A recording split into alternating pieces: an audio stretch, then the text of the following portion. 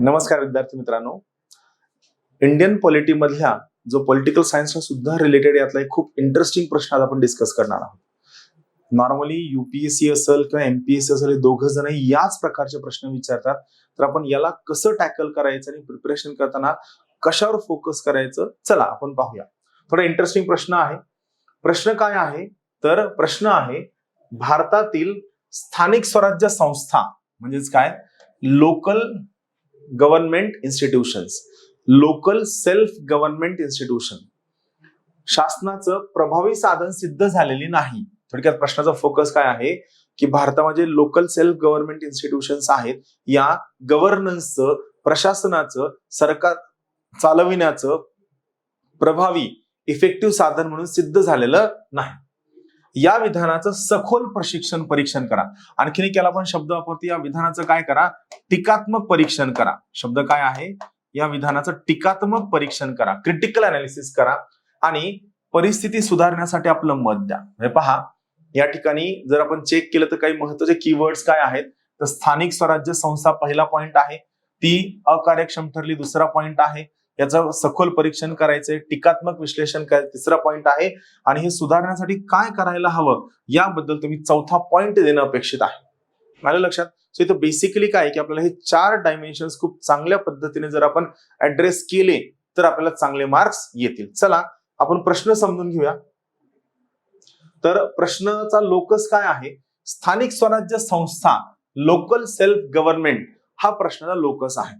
आता या ठिकाणी मला थोडीशी एक ऍडिशनल माहिती तुम्हाला द्यायची आहे. हे जे स्थानिक स्वराज्य संस्था असतात या 2 प्रकारच्या असतात. एक असतात अर्बन लोकल गव्हर्नमेंट, दुसऱ्या असतात रुरल लोकल गव्हर्नमेंट. एक असतं अर्बन लोकल गव्हर्नमेंट, दुसरं आहे रुरल लोकल गव्हर्नमेंट. शहरी स्थानिक स्वराज्य संस्था, ग्रामीण स्थानिक स्वराज्य संस्था.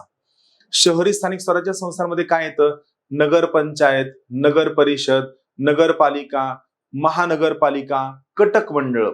शहरी भागामध्ये असणाऱ्या ज्या सगळ्या स्थानिक स्वराज्य संस्था आहेत या अर्बन लोकल गव्हर्नमेंट मध्ये येतात. ग्रामीण स्थानिक स्वराज्य संस्था यामध्ये येतं ग्रामसभा, ग्रामपंचायत, पंचायत समिती, जिल्हा परिषद. आणखीन एक माहिती तुम्हाला सांगतो, ग्रामीण स्थानिक स्वराज्य संस्थांना संविधानिक दर्जा 73वी घटना दुरुस्ती 1992 ने दिलेला आहे. शहरी स्थानिक स्वराज्य संस्थांना घटनात्मक दर्जा 74वी घटना दुरुस्ती 1992 ने दिलेला आहे.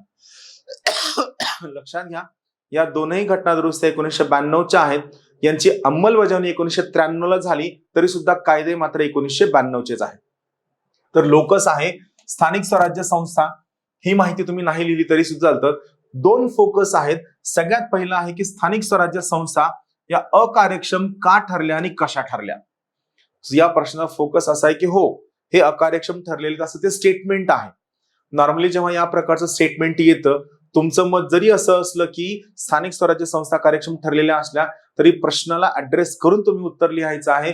जेव्हा या प्रकारचं स्टेटमेंट येतं, प्रत्येकच वेळेस नाही, मात्र 90% ऑफ द केसमध्ये, त्यावेळेस तुमच्या उत्तराचा 65 to 70% फोकस त्या प्रश्नाला, त्या स्टेटमेंटला ऍड्रेस करण्याकडे असावा. दुसरा फोकस आहे, याच स्थानिक स्वराज्य संस्थांना चांगल्या प्रशासनासाठी यामध्ये काय सुधारणा कराव्या लागतील. सो बेसिकली दुसरा पॉइंट आहे सुधारणा काय करायच्या. पहिला पॉइंट आहे त्या अकार्यक्षम कशा ठरल्या, दुसरा पॉइंट आहे त्यांना सुधारण्यासाठी त्यांच्यात काय सुधारणा कराव्या जेणेकरून त्या स्थानिक स्वराज्य संस्थेसाठी खूप जास्त प्रभावी आणि कार्यक्षम ठरतील. चला आपण याला ऍड्रेस करूया. मग सगळ्यात महत्वाची गोष्ट, या प्रश्नाचं इंट्रोडक्शन काय असावं, तर पहिल्या पॅराग्राफ मध्ये स्थानिक स्वराज्य संस्थेचं प्रशासनासाठी असणारं महत्व तुम्ही सांगायला हवं. थोडक्यात काय आहे, स्थानिक स्वराज्य संस्था या ओव्हरऑल ऍडमिनिस्ट्रेशन मध्ये, त्यांच्या प्रशासनामध्ये त्यांचं सिग्निफिकन्स काय आहे.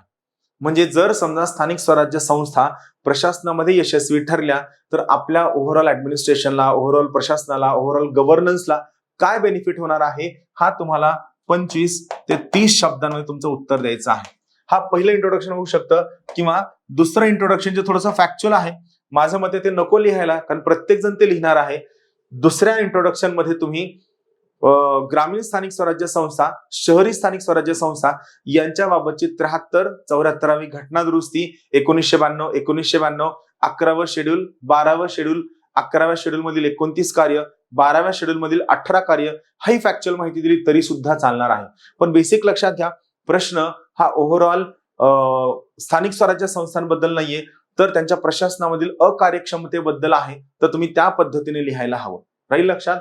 हा तुमचा इंट्रोडक्शन असायला हवं. लोकस फोकस मगाशी मी क्लिअर केलेला आहे.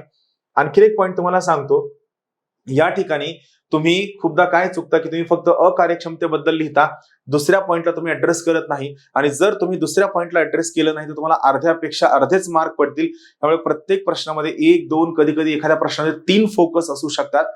प्रश्न काय विचारलाय, त्यात कोणते स्ट्रक्चर हवेत, किती कॉम्पोनेंट्स आहेत, प्रत्येक कॉम्पोनेंटला ऍड्रेस करून जर तुम्ही उत्तर लिहिलं तर तुम्हाला चांगले मार्क्स पडतील. चला पुढे पाहूया. या ठिकाणी हे तुमचं इंट्रोडक्शन काय असू शकतं आपण आता डिस्कस केलंय. आता मग पहिला पार्ट आहे, प्रश्न काय आहे, तर पहिला फोकस स्थानिक स्वराज्य संस्थांच्या अपयशाची कारणं आणि त्याचा प्रशासनावर होणारा परिणाम. सो बेसिकली आपल्याला पहिल्या पॅराग्राफ मध्ये जो पहिला फोकस आहे, स्थानिक स्वराज्य संस्था अकार्यक्षम का ठरल्या, पण फक्त अकार्यक्षम ठरणं आपल्याला नाही लिहायचंय, तर याचा परिणाम सुद्धा आपल्याला मांडायचा आहे. स्थानिक स्वराज्य संस्था अकार्यक्षम का ठरल्या, यामुळे प्रशासनावर काय परिणाम झाला किंवा प्रशासन प्रभावी का होऊ शकलं नाही, हा ऍक्च्युअली रिअल पॉइंट आहे. इथं मी नंबर ऑफ पॉइंट्स खूप जास्त दिलेले आहेत. तुम्ही तुमच्या सोयीने किती वर्डचा प्रश्न आहे याचा विचार करून त्या सोयीने तुम्ही पॉइंट्स लिहायला हवे. पहिला पॉइंट काय आहे, त्यांना आर्थिक स्वायत्ततेचा अभाव आहे, फायनान्शियल ऑटोनॉमी नाहीये. दुसरं पॉलिटिकल इंटरफेरन्स, राजकीय हस्तक्षेप. तिसरं नोकरशाहीची उदासीनता, नोकरशाही या स्थानिक स्वराज्य संस्थांमध्ये काम करणारी सगळी लोक यांची उदासीनता. चौथं भ्रष्टाचार आणि गैरव्यवस्थापन, अधिकारांचे अपुरे हस्तांतरण, म्हणजे स्टेट गव्हर्नमेंट, राज्य सरकार स्थानिक स्वराज्य संस्थांना जे कायद्यामध्ये अधिकार मांडून दिलेले आहेत हे अधिकार स्थानिक स्वराज्य संस्थांना ट्रान्सफर करत नाही, त्यांना बाहुलं बनवून ठेवते. त्यानंतर पुढचं आहे कमी लोकसहभाग. लोकांचा ज्यावेळेस याच्यावरचा मर्जी उठते, विश्वास उठतो आणि लोकांना वाटतं की आपण कितीही शब्द दिला तरी आपली ग्रामपंचायत, पंचायत समिती आपल्यासाठी काम करत नाही, ऑटोमॅटिकली लोकांचं त्यामधलं पार्टिसिपेशन कमी व्हायला सुरू होतं. सामाजिक आणि सांस्कृतिक कारणं आहेत, ग्रामीण शहरी दरी आहे, अपुरे निरीक्षण आणि मूल्यमापन, यांचं ऑडिटिंग होत नाही, यांचं मूल्यांकन होत नाही, राज्य सरकाराकडनं कमीत कमी सहकार्य मिळतं. राज्य सरकारचा ऑलरेडी यांच्याकडे बघण्याचा दृष्टिकोन खूप नकारात्मक आहे. राज्य सरकारांना 73 आणि 74वी घटना झाल्यानंतर सुरुवातीलाच वाटलं की यामुळे त्यांना असणारे अधिकार कमी होत आहेत का, यामुळे राज्य सरकारचं शहरी आणि ग्रामीण दोन्ही स्थानिक स्वराज्य संस्थांच्या बाबतीत कोणत्याही प्रकारचं सहकार्य जास्त मिळत नाही. मग पुढचा सेकंड फोकस जो आहे की प्रशासन इफेक्टिव्ह करण्यासाठी आपण स्थानिक स्वराज्य संस्थांमध्ये काय सुधारणा करायला हव्या, जेणेकरून त्यांच्या सुधारलेल्या भूमिकेमुळे आपल्याला लॉंग टर्म मध्ये बेनिफिट होईल. सुधारणा या ठिकाणी मी सांगतो, सुधारणा काय आहेत. सगळ्यात पहिला आहे या स्थानिक स्वराज्य संस्थांचं सक्षमीकरण करणं, कॅपॅसिटी बिल्डिंग करणं, एम्पॉवरमेंट करणं, क्षमता निर्मिती करणं, पारदर्शकता आणि उत्तरदायित्व, अकाउंटेबिलिटी फिक्स करणं, रिस्पॉन्सिबिलिटी फिक्स करणं, महिला आणि उपेक्षित गटांचं सक्षमीकरण करणं, लोकसहभाग बळकट करणं. त्यानंतर जी तुमचं प्रशासन आहे सोपं करणं, प्रशासकीय प्रक्रिया सोपी करणं, ई गव्हर्नन्सचा वापर करणं, स्थानिक स्वराज्य संस्था, नागरी संस्था आणि खासगी क्षेत्र यांच्या भागीदारी आणणं, हा खूप इनोव्हेटिव्ह पॉइंट आहे. हा तुम्ही सुरुवातीला लिहिला तरी सुद्धा चालतो. महिला आणि उपेक्षित गटांचं सक्षमीकरण करणं, कामगिरी आधारित प्रोत्साहन देणं, परफॉर्मन्स बेस्ड इव्हॅल्युएशन करणं, अधिकारांचं विकेंद्रीकरण करणं, जनजागृती अभियान करणं, नागरी व्यवस्थापनासाठी टेक्नॉलॉजीचा वापर करणं. तुमच्या लक्षात येत असेल मी दिलेले नंबर ऑफ पॉइंट्स खूप जास्त आहेत, एवढे पॉइंट्स तुम्हाला लिहायचे नाहीयेत. तुम्हाला जेवढे पॉइंट्स महत्वाचे वाटतात तेवढे त्या ठिकाणी पॉइंट्स लिहून तुम्ही तुमचं उत्तर कन्क्लूड करू शकता. सगळ्यात शेवटी निष्कर्ष काय आहे, तर स्थानिक स्वराज्य संस्थांची स्थापना एक खूप उदात्त हेतू नजरेसमोर ठेवून झालेला आहे. स्थानिक स्वराज्य संस्था या बेसिकली का महत्वाच्या आहेत, तर यांचा उद्देश आहे महात्मा गांधींचं ग्राम स्वराज्याचं स्वप्न पूर्ण करणं, जो त्यांनी नारा दिला होता खेड्याकडे चला. यासाठी स्थानिक स्वराज्य संस्था महत्वाच्या आहेत. या अनुषंगाने मार्गदर्शक तत्वांची अंमलबजावणी, गांधींचं स्वप्न पूर्ण करणं आणि खऱ्या भारताला विकासाच्या गंगेमध्ये आणणं, हे जर करायचं असेल तर तुम्हाला स्थानिक स्वराज्य संस्थांवरती काम करावं लागणार आहे. कन्क्लुजन काय असायला हवं, तर तळागाळातील लोकशाही म्हणजे काय, याला आपण शब्द वापरतो इंग्लिशमध्ये ग्रास रूट डेमोक्रेसी. शब्द लक्षात घ्या, काय आहे ग्रास रूट डेमोक्रेसी. तळागाळातील लोकशाही बळकट करण्यासाठी स्थानिक स्वराज्य संस्थांचं महत्व, यांच्यामध्ये सुधारणा, यांच्या प्रशासनातील कामगिरीवर लक्ष ठेवणं खूप जास्त आवश्यक आहे.